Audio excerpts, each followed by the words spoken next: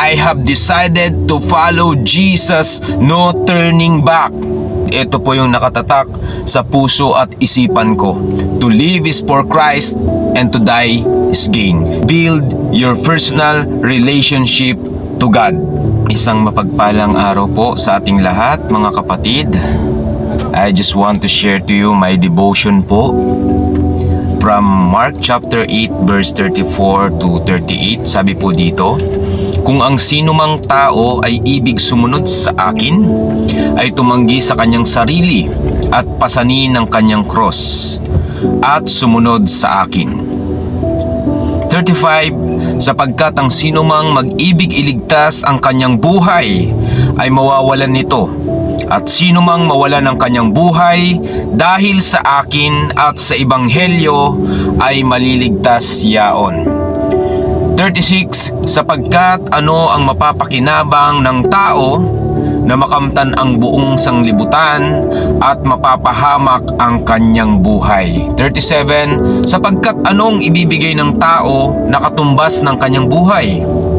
38, sapagkat ang sinumang magmakahiya sa akin at sa aking mga salita sa lahing ito na mapangalunya at makasalanan, ay kahihiya rin naman siya ng anak ng tao pagparito niyang nasa kalwalhatian ng kanyang ama na kasama ng mga banal na anghel. By the way, mga kapatid, ang nagsasalita po dito ay ang ating Panginoong Hesukristo. At ang kinakausap niya po dito ay ang mga disipulo at ang mga tao.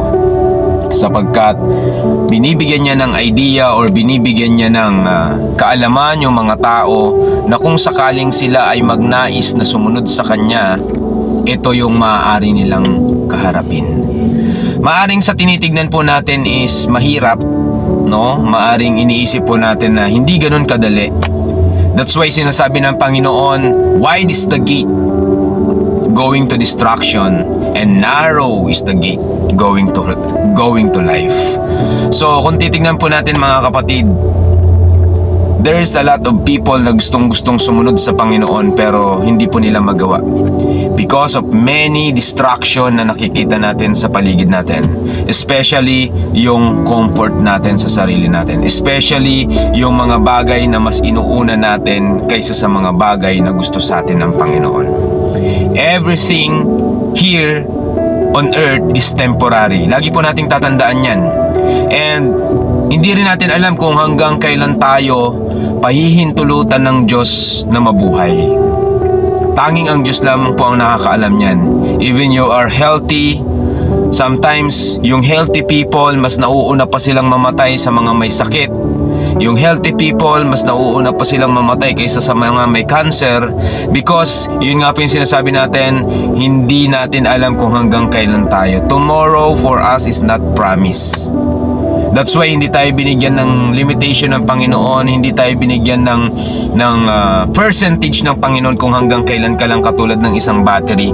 Sa battery po kasi may percentage yan eh, kung kailan malulobat. Pero sa atin po, hindi po doon nakabase ang Panginoon. Even in the age or yung edad ng tao, hindi po doon nakabase ang Panginoon. Maybe here on earth, sinasabi natin, ang tao ngayon hindi na umaabot ng 60, ang tao ngayon bihira na umabot sa 90 or sa 100, hindi po doon nakabase yun. Okay? Nakabase po yun kung ano ang pahintulutan ng Panginoon. That's why kailangan po natin laging maghanda. Huwag tayong babase sa mga nakikita ng mga mata natin. Huwag tayong babase sa mga naiintindihan lang natin. Ipagkatiwala natin sa Diyos ang lahat. Okay? So my rema here is, following Jesus is worth dying for. Yan. Worth dying for po ang sumunod sa Panginoon. Wala kang pagsisisihan kapag ka si Lord ang inuna mo sa buhay mo. Dahil ang pangako ng Panginoon ay buhay na walang hanggan. Don't dwell on the things na nakikita lang ng ating mga mata. This is all temporary. Okay? So may reflection here is, kung titignan natin, sa madaling paraan, ang pagsunod kay Jesus ay napakahirap dahil napakaraming fruit sa ating buhay na kinakailangan nating itama. Pero kung ating uunawaing mabuti, lahat ng bagay sa mundo ay temporary lang. ngunit ang offer ng Lord sa atin ay nananatili hanggang wakas. That's why ang daming bumabagsak na mga Kristiyano dahil they are not walking by faith, they are walking but by what they see. Yan. Nananatili lang ang paningin nila sa mga nakikita nila, sa mga material na bagay, sa mga temporary thing. They are believing Jesus, pero yung pananampalataya nila sa Diyos ay hindi mo talaga makikita sa bunga ng kanilang buhay. That's why sinasabi ko nga po sa inyo mga kapatid, you will know them by their fruits. Yung mga totoong sumusunod sa Panginoon, yung mga totoong sumasampalataya sa Panginoon, makikilala po natin sila sa pamamagitan ng pamumuhay, sa pamamagitan ng mga gawa. And we know kung ano yung mga priority nila.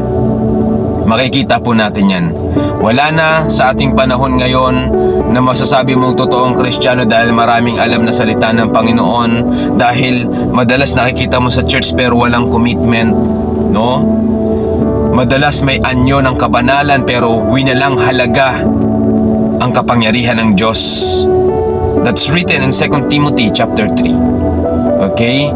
So kaya sa panahon natin ngayon, tayo po ay maliligtas hindi sa pamamagitan ng relihiyon, kundi sa pamamagitan ng ating personal na relasyon sa Panginoon. Don't get me wrong mga kapatid. Hindi ko po sinasabing walang saysay ang relihiyon. Mahalaga po ang relihiyon sa buhay ng mga tao at sa buhay ng mga sumusunod sa Panginoon. Pero gusto ko lang po kayong bigyan ng assurance na ang relihiyon ay hindi tayo maililigtas. Ang makapagliligtas lang po sa atin ay ang tanging personal na relasyon natin sa Panginoon.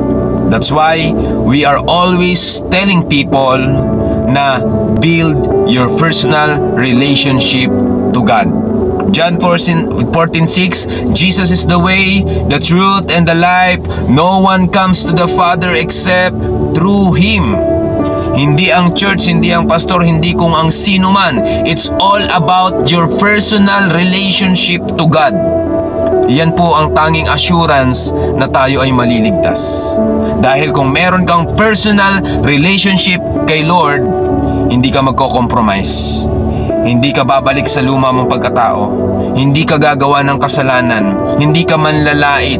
Hindi ka manlalamang. Instead, lahat ng nasa iyo ay yung fruit ng Holy Spirit na nakasulat sa Galatians chapter 5, na which is the love, joy, peace, long-suffering, gentleness, goodness, faithfulness, meekness, and temperance. Yan po yung kauna-unahang dapat na nakikita sa mga anak ng Diyos. Okay? So my motivation here is to live is for Christ and to die is gain. Alam niyo po mga kapatid, ito po yung nakatatak sa puso at isipan ko. To live is for Christ and to die is gain. Katulad po ng sinabi ni Paul. So my application here is I have decided to follow Jesus, no turning back.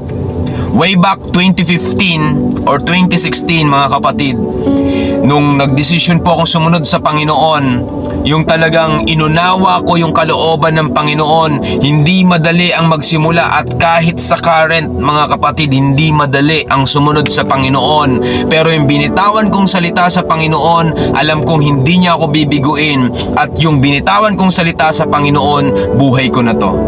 That's why I said, I have decided to follow Jesus, no turning back. Kahit ikamatay ko pa, kahit pugutan pa ako ng ulo, kung sa paanong paraan pahintulutan ng Lord. Ang mahalaga sa akin, habang ako ay nabubuhay, ako ay maglilingkod sa Panginoon. Maraming way ng paglilingkod sa Panginoon mga kapatid. No? Basta sa akin, habang ako ay nabubuhay, maglilingkod ako sa Panginoon, at ang lahat ng talento ko, gift ko, i-offer ko sa Lord. Everything in my life, even my family, even my personal life, even my resources, everything, I will give it to God. Because I know na siya yung may-ari ng lahat ng ito. So yun lamang po. Ulitin ko po yung application sa buhay ko. I have decided to follow Jesus, no turning back. Hindi po ito sinabi sa akin ng tao, hindi po sinabi sa akin to ng kung sino man. I have personal encounter with God. That's why I just want to share it to you, to motivate you na i-build natin yung personal relationship natin sa Lord. Amen? So yun lamang po mga kapatid. God bless us all in Jesus' name. Maligayang paglilingkod.